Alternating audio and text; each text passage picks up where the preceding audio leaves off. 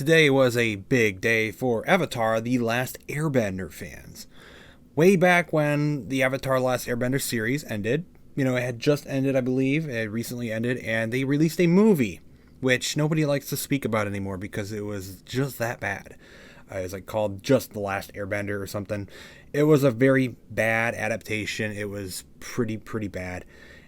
And now we see this one with Netflix, and all we've had is teasers, all we've had is trailers, and we've gotten the actual visual look of what the characters are going to look like in this show. And it looks great. You see this poster right here of just this show alone, and you're like, holy crap, this is actually going to look, this is going to be good. This is going to be great. Netflix is going to finally get it right. They've had bad adaptations before, but Netflix is going to get it right. It looks like it's super accurate. And we're about to jump into a very awesome adaptation of The Last Airbender, which is a very highly respected animated series from Nickelodeon. And I am here to report that the animated series is yet unmatched. I just sat through all 8 episodes of the Avatar: Last Airbender Netflix live action, and I gotta say it was a miserable experience to sit through that. And it's not saying that there's not any good in it. There's little bits and pieces, but coming off of rewatching the original series as well before this, it's night and day. The OG series is going to remain superior no matter what adaptation is done of this show. You just can't match it. So obviously, going into this show, you can immediately tell that they heavily improved on the actual visual look and design of the characters. Katara looks like Katara, Sokka looks like Sokka, Aang looks like Aang, The Fire Lord looks like the Fire Lord. They all look accurate, generally, okay? There's some little bits and pieces there that, a little different and weird, but generally it all looks pretty good. But that's kind of where the good stops. That's the best part of the series, is the actual visual design. They had an intro. They did the water, fire, earth, air thing at the beginning, but they only did that at the beginning of the first episode, and then they cut it out for the rest of the series. So that was kind of weird. But they did do that. But the acting in this show is one of the biggest problems. I think Aang's actor is okay. I think he was okay, but there's lots of different just bad acting moments in this show. I don't want to get too far into it. It's basically like almost everybody in this show. It just seems off. I'm not going to say everyone in this series is a terrible actor. I don't know any of the actors in this show. It's all new. But I just wasn't connected with the series. I wasn't connected with the characters in any way. A lot of it felt very dull to me. And the acting felt just strange. It did. It didn't fit. I didn't feel like I was watching Katara on the screen. I didn't feel like I was watching Sokka. Aang, maybe a little bit. Zuko did okay. And I think Azula's actress did okay too. But there's so many things that are still off-putting to me. And one of the big ones is Iroh, for example. Iroh just felt strangely off. And the actor they got, it's literally that pilot guy from The Mandalorian. Star Wars, by the way, if you recognize him. I believe it's the guy who plays that random X-Wing pilot in the Disney Star Wars stuff. I don't even know his name. I don't even like him in that. He's kind of just there. And I don't really like him in this either. It just didn't feel like Iroh. So Iroh felt off. Now, if we actually put the acting aside, it's okay. You can tolerate it. You can get through it. Be like, okay, it's not going to be like perfection. But maybe they're going to get something pretty good and correct here. But the thing is, when the story starts out, there's about the first 2 episodes, I would say, once the Kyoshi stuff is done, it's okay. The first episode really does the beginning of Avatar generally okay. The second episode, you get some Kyoshi warrior stuff. You get to see Suki. You get to see Avatar Kyoshi herself and everything. And you're like, that's pretty cool. You got some Avatar action with Kyoshi as well. But they're missing stuff. And I noticed it when they had Kyoshi come in. So, my first big gripe throughout the whole show, until a certain point in the show, but generally through the whole show, is we hardly ever see Avatar Roku. Avatar Roku is a heavy mentor and a guide for Avatar Aang. because he was the last Avatar, and he is directly related to the situation of what happened with the 100-year war. And Roku has a heavy influence on Aang as he's trying to solve the issue with the war and end the war with Fire Lord Ozai. You know, we learn many different things with Roku, and he helps Aang along the way with the spirit world, and just he tells Aang about Sozin's Comet and what he needs to do. And we almost see nothing of Avatar Roku at all in this whole show. We do get a moment, obviously, when we get later in the show, when he needs to finally go to the actual, like, the temple with Roku's statue and actually talk to him. But outside of that, like, even that was still disappointing because the spirit world stuff was done all weird and it wasn't done the way it was in the show. The storylines are all mixed up. The storylines are all jumbled. And I mean, Avatar Kyoshi got a lot more central attention than Roku. I like Kyoshi. She's cool, I guess. But it was weird because of how important Roku was to Aang in the original series. Like, one of the first avatars he talks to is Kyoshi. He talks to Kyoshi on Kyoshi Island. And I mean, that's fine. That's cool. He even got, she even took over Aang for a moment there to stop, the Fire Nation. But it just was weird. I'm like, where's Roku, though? Where's Avatar Roku? And I waited and waited and waited. And, he talks to Karuk as well, the water bender avatar of his past. But Roku gets just about as much screen time, or even less, than Karuk does. It's super strange. He feels way less important. Now, again, this is covering book 1 of this series. Generally, like, there's a little bit of stuff thrown into this first season of Netflix's one that's tying into the later seasons of Avatar, the original series.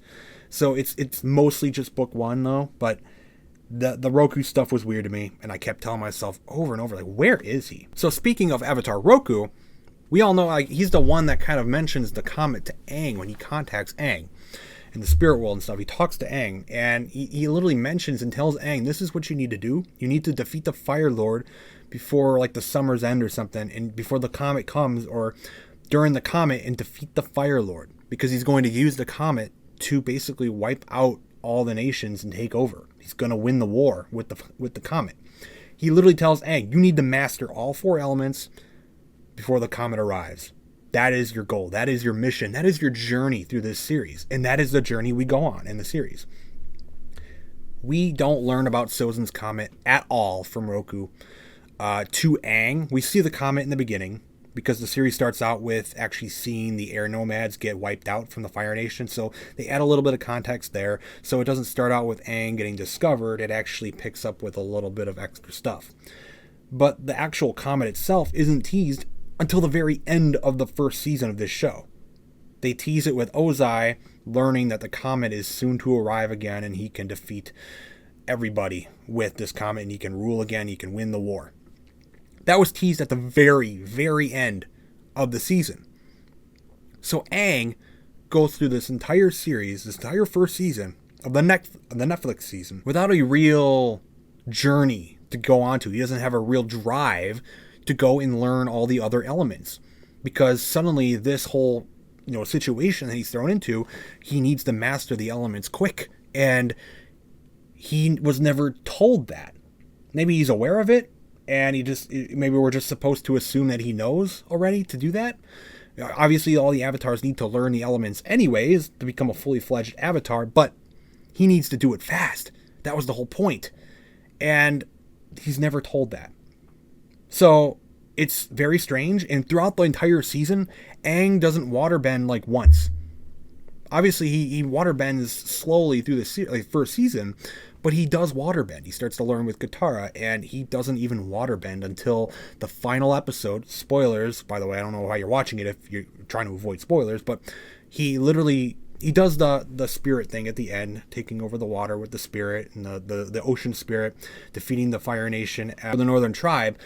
But he doesn't really do water bending. Maybe he learned it in that way, and that's what they're going to go forward with, is that he's going to just know water bending now. But he didn't really waterbend. He only airbended through this whole show, except for when he went in Avatar state and stuff. But that's it. He doesn't waterbend. And he he doesn't really learn the journey and the task at hand that he needs to accomplish. So I do know that they said they're going to try to actually change the timeline a bit of the comet, and it might not come as quick in this Netflix series as it is going to come as it came in the original series. But I still think we should have told Aang about it coming. I don't know. It's just weird to me. So now we get to Omashu. It's like episode 3 and 4 and stuff. It's around that time there when you get to see Bumi and stuff. There are so many storylines that are mashed together in this 2-episode arc of them being in Omashu, where there are so many arcs mashed together that you just don't know what's going on. It's like, this is supposed to be there, and these people are supposed to be there, and it's like all in the wrong place, but it's still the same story. So you know the story of Jet, where he's trying to I think he was trying to flood a Fire Nation town of innocent people to, defeat the Fire Nation or something. And that was his story. He wasn't really connected with Omashu, but now he's in Omashu in this series.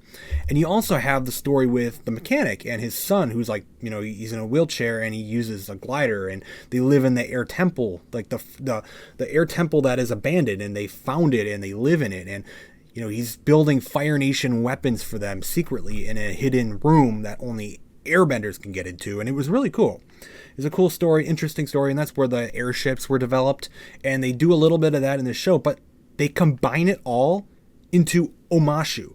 So the mechanic guy and his son are living in Omashu and on their own. There's not really anybody else. They don't have their own little area with a bunch of different people living with them. It's just them, from what I understood.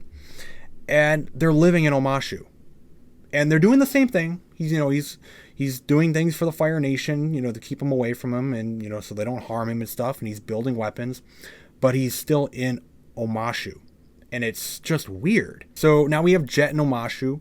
We have the mechanic guy and his son, who were originally at an Airbender temple, who are now in Omashu. And it takes until the second episode of these Omashu episodes to actually get to King Bumi. King Bumi is weird as hell. He's obviously weird in the original show too. But Bumi is unsettling. It's weird. I looked it up. It's like a 40-year-old guy, and he's all makeup up, supposed to be an over 100-year-old guy. King Bumi's old, and he just looks really strange. It's a guy sounding like he's trying to sound really old, and it just didn't work because Sokka and Katara actually were not with Aang when he got captured. And the king was just doing random little tests with him, and that was also done differently. So I don't understand the drive there with Aang, but that story was done different. Bumi was done weird. And when I mentioned Sokka and Katara, they weren't with Aang because they did another story mashed together with Omashu, and that is the secret tunnel storyline. So if you know the secret tunnel storyline, it's when all our gang, and they met up with a bunch of strangers. They went into these tunnels to get to Omashu, and they needed to get through it, to get to Omashu, and they needed to learn the story of Oma and Shu. That was the story of the two lovers that developed these tunnels. To get through the tunnels, you need to find love. You need to show love. It's something like that. And it was a fine story, whatever. It is what it is. It's linked with the badger moles in the tunnels, and they get through. You had the crystals on the ceiling, and you had that moment where Katara and Aang, the lights go out, and you don't know if they kissed to get out of the tunnel. It's kind of left as a mystery type of weird thing, and that's kind of the sweet little story there with Aang and Katara. Well, Aang isn't even there because Katara and Sokka are in the tunnel instead, and Aang is off dealing with King Bumi at the same time, which is weird because the tunnel was to get to Omashu to begin with. So everything is just squished together with this Omashu stuff. And this is where modern day and Netflix pushes their way in. So generally the Avatar Netflix show, it's not really identity politics, woke, whatever. It doesn't really have any of that stuff. But Oma and Shu, the story of those two lovers becoming Omashu, it was a man and a woman, and they were fighting. They're two towns, or the two places that they lived. They were fighting, and they couldn't be together, and that was the whole story. But in Netflix's Avatar series, Oma and Shu are both women. So they decided to make the Omashu love story a lesbian love story. Why? There is genuinely no reason whatsoever to change that, except for checking some boxes. So that's great. That's kind of a big point where I checked out. Is about nearing midway of this series, and it's like, okay, things are getting weird in the story, and now you're just changing things for the hell of it, for no reason whatsoever, except to check boxes for a minority of people who are screaming on the internet demanding stuff. And that's just the way things are in all of our entertainment now, and that's been an issue going forwards for many years now, and it sucks. It's not something that's touched on all that much, but they do mention that it is two women. So the Omashu love story is now a lesbian love story. Great, whatever. We move on from that ridiculous story change for no reason. I do also want to mention that there were some really big throwaway lines in a moment where Zuko and Iroh were in a bar, and they're trying to find Aang and whatever else, and they overhear people mention that the Avatar's back and the Avatar's doing this and that, and there's like different mentions of Aang helping in a canyon and helping stop a volcano and stuff, and you start to realize that these are stories that happened in the first season that we're not seeing. Where are these stories? There's 8 episodes in this season, and they're, like 40 minutes or over. You can tell these stories in some way, and instead they're just flat out ignoring them. I mean, they're not, I guess, necessary stories, but it wouldn't hurt to see them. Now, the Great Divide episode is a little weird. I don't know if we need to see it, but generally I'm just trying to mention that, like, they're just cutting stories out, and now they're just little throwaway lines instead of being what we saw in the series, the main overarching series and full stories of those things that happen with the Avatar gang. So I did mention that. I did notice that, and that's kind of weird. Like, maybe just don't even bring it up at all. I just think it's strange because you're mentioning it, and you're basically pointing out that, yeah, we know about these stories, but we're not going to do them. So it's weird. Obviously, Admiral Xiao is in this show as well, and I actually think Admiral Xiao is more intimidating than Fire Lord Ozai in this show. I will get to Ozai in a moment, but Admiral Xiao, I mean, he's fine. He's generally kind of the character you expect from the actual original show. I'd say he's a little less intense than the original show. He's a little less intimidating, but generally he's kind of the same character, except for one big thing, is that this time they're throwing Azula into the story for this Netflix book 1 season. I don't think they're calling it book 1 really. It's just, this is covering book 1 of the original show, and they're throwing Azula in the story this time instead of her just showing up at the very end. They are throwing her and Ozai into the story. So Azula, her main story is back actually at the Fire Nation. She's actually not out going and doing any missions yet or anything. She is actually trying to basically win the acceptance of her father to go out and search for the Avatar and stuff. She wants to prove herself for Ozai and do what Zuko can't and get the Avatar. And she doesn't want to sit around and stand by. And I mean, her story kind of works even with, the original show. That kind of makes sense too. I could see that happening. But she's actually sending letters and stuff to Admiral Xiao and helping him out and giving him information and stuff while he's out there trying to get the Avatar. So they basically made Xiao Azula's little puppet. And he literally gave a big speech to Zuko there at the very end of the season, where how Azula is the one that did all this stuff, and I've been talking with Azula, and Azula is the one that gave me this certain information and whatnot. And I thought that was kind of weird. I don't know if it's not really a big change that I mind all that much. It's whatever. There's just lots of other changes that I dislike more than this one. This was more just an addition. It does kind of take away from Xiao, I guess, a little bit, though. I mean, it's not necessarily totally just his motivations now. It's Azula manipulating in there as well now. And I might take away from Xiao a little bit, but generally, he's kind of the same character, just a little toned down, I think. Now, when it gets to Ozai, I think the appearance is great. I think it looks good. The design and the Fire Lord outfit and whatnot, it's cool. The palace itself looks incredible, too. Again, though, that's kind of where the good comments go for me. That's about it. The performance is okay, but I just don't feel the intimidation that I felt with Mark Hamill's voiced Ozai in the original series. Like, I just don't feel it. I just don't. Like, he feels like a nice, you look at him and you almost feel like he's going to be a really nice guy. I don't know how to really put it that way. Like, I don't know how to put it. I just look at this version of Ozai and I just feel like he's going to be really nice. And I feel like he is also toned down from his appearances in the original show. The original show, he is a ruthless, psychotic, evil bastard. And in this one, they're trying to give off that impression, but it just doesn't hit to that point. Obviously, we do see some intense moments. I'd say the most intense moment with Ozai is when he is, doing the match, the Agni Kai or whatever match with his son, Zuko. And that's about it. Like, that's the only really intense moment I think I got with Ozai in this show.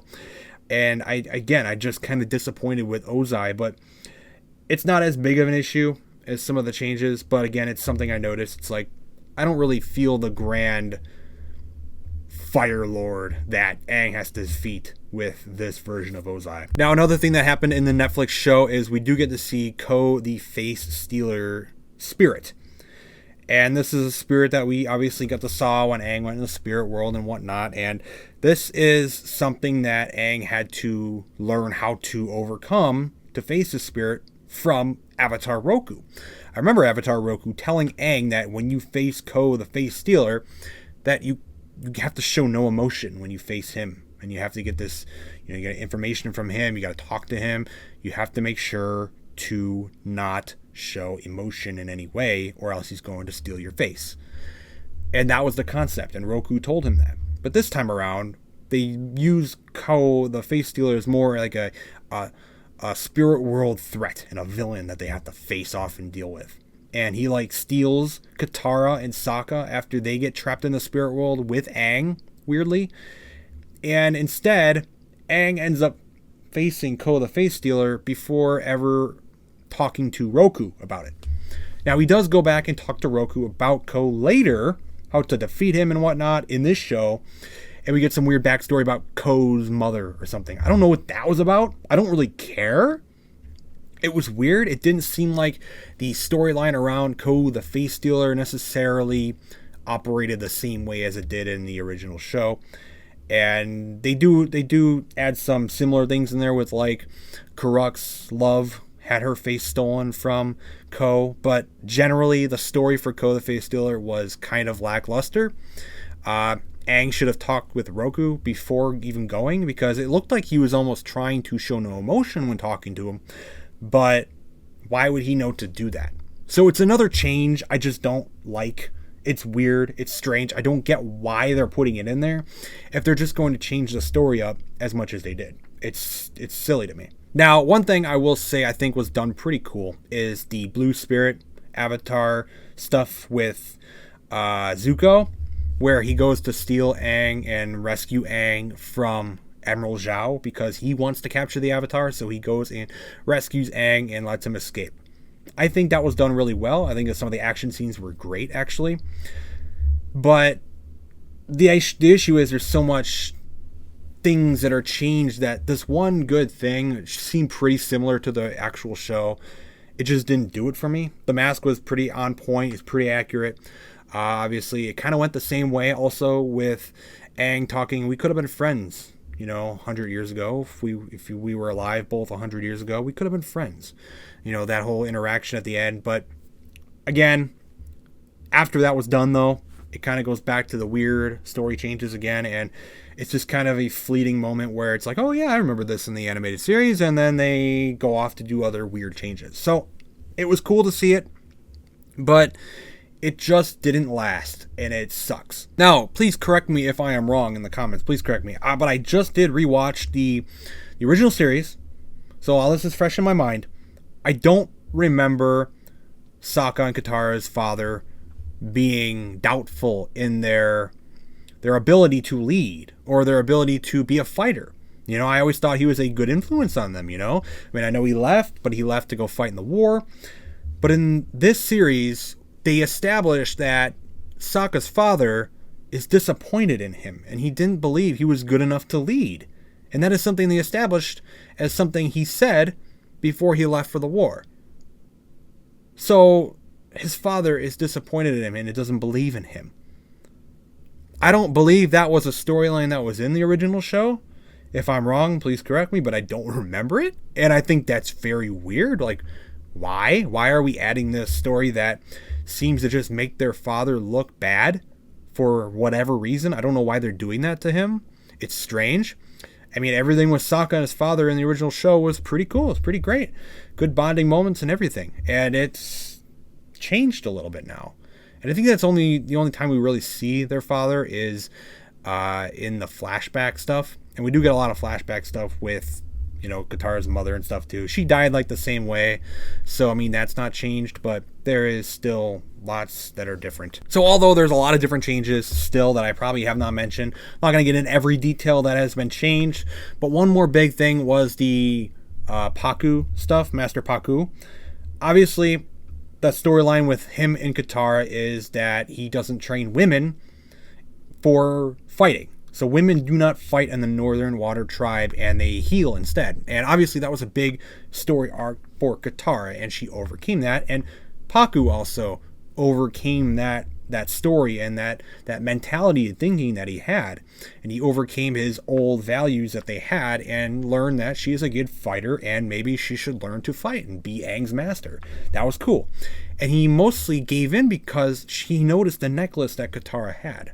That was from her grandmother. So him and her grandmother have a history. They loved each other. But then he left. They didn't do any of that in this series at all. And him coming to the realization that Katara is a great waterbender is, they do the fight, which is pretty spot on actually from the series. They do the fight. But then it's just him still refusing to train her. And eventually when it comes down to the Fire Nation attacking, then he realizes, okay, I need help, so I guess I'll let the women fight. And that's about it. After the fight is over, he realizes, and then he's just like, okay, maybe you're a great master now. And they completely skip over that storyline with him seeing the necklace and, her whole grandmother storyline part of it. I don't know if they'll touch back on that again. I don't know if I care, because at this point, the Netflix series is just so... I don't feel nothing for it. I don't know if I care what they do anymore, because it's just not the same. It's just not the same. And if I want to see the good story of Avatar, I'm going to tune into the original series. And that's just how it is. That's just how I am. But that's a lot of the big changes that I noticed. There's probably so many different things that have been changed as well. Like actual appearance stuff. Obviously Zuko's scar is weird too. Zuko's scar is basically like a face paint. It doesn't really look like the scar he has in the show. They still haven't gotten that right. That is unfortunate, but that's just another thing. Generally though, okay, you look at the poster, it looks great, okay? It looks like something you want to watch. Holy crap, they finally did it. They didn't do it. I don't think it's a great adaptation whatsoever. I will probably never sit and watch this again. If Netflix does another season of this, I'm thinking they will. I don't know why they wouldn't. I think there's probably going to be enough eyes on this to do another season. Probably see Toph, all that stuff, but man, I don't know if I'll ever sit and rewatch the first season. I don't need to. There's so many things that are different, that are changed, unnecessary changes, and the story is so mashed together and switched up that it's just unwatchable for me. For me, at least, who is I'm a big fan of the original show. The original show is just great, and perhaps if you've never seen the original show, it'll kind of work for you. I don't know, maybe that's the audience they're trying to reach. But as someone who is aware of the original series and how the timeline goes and what needs to happen, look, people want to say, oh, it's just an adaptation. It doesn't need to be a one-for-one adaptation. I get that, but I also don't get that. I kind of want a good adaptation. You're adapting a story that exists already. Do it right or don't do it. That's how I feel about it. This story exists already. You're not building a new story off of the show. You're not making something new. You're adapting something that has already existed. And if you're not going to do that, then just don't tell the story. Don't redo it. Don't retell a story if you're not going to do it right. And they just got to stop trying with this. Okay? The animated series, who cares if it's animated? I don't know why everyone needs to see everything in live action. I don't get the glorious idea of needing every possible story retold in a live action sense.